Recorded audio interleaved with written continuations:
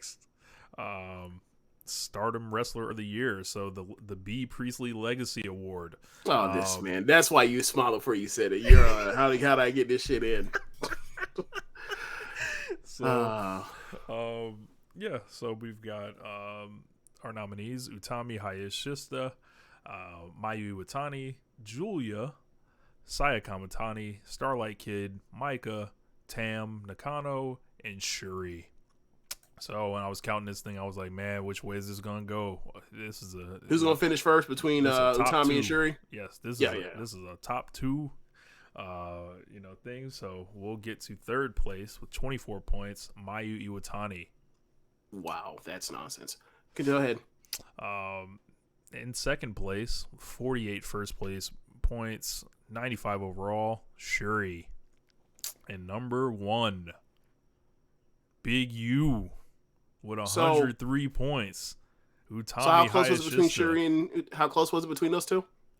Sure. Utami finished 8 points in front of Shuri. Okay. I was gonna say, all right, that makes sense. Yeah, it was gonna be close between whoever did it. Utami got the. Sorry. Oh, go ahead. Utami. Thoughts on Utami?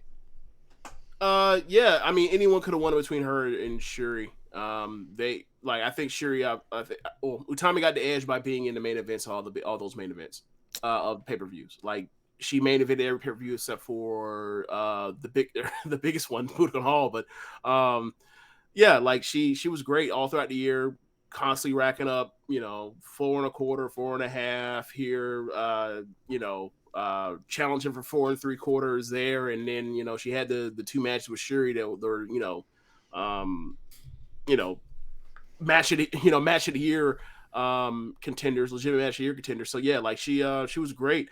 I ended up going with Shuri second, or actually first, because her best matches, Utami's best matches were with Shuri, but like you look at what Shuri did in the last night of the Grand Prix, just going back to like 4 3/4 star match. Give me 25 minutes. I got one even better than me in the final to go. That kind of stuff was just so impressive, and I thought that she was fantastic. And I just thought at a certain point, like she was just the best wrestler of the summer. She just was.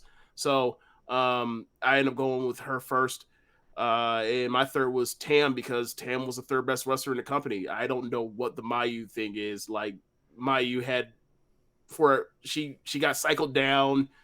I think she basically had like 4 great matches, or not great, but 4 like super matches all year. It spread out around her doing, the stuff with Starlight Kid. And I think that stuff was fun, but for the most part, it was like, I kind of dread having to watch like the NASCAR tour shit. So, she, I think when she was able to do what she could do, and she was able to be great, but it was few and far between, and she was meant to facilitate stuff more than actually be the top star, even though she still is. This is very like a Tanahashi type of year, like maybe like 2-3 years ago.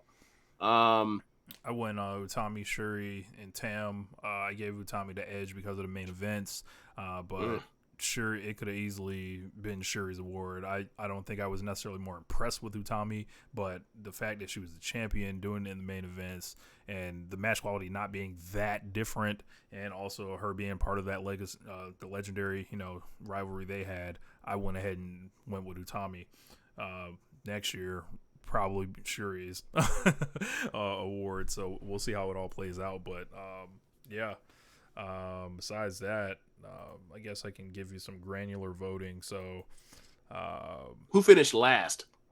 Micah finished last, only 5 points from Micah, but the second, third, and fourth were all, or excuse me, 3, 4, and 5 were all within 1 point. So Mayu was 24, Tam 23, and then Julia 22. So Tam does finish in front of Julia here, which is, poetic there. Julia. Starlight Kid gets the second most first place points. Really? Actually, she tied with Tam. Sorry. Wait. So Tam finished second for first place votes? No, she finished third. Tied for third. Oh, okay. All right. Whatever. We're getting too granular. Let's move on. Yep. So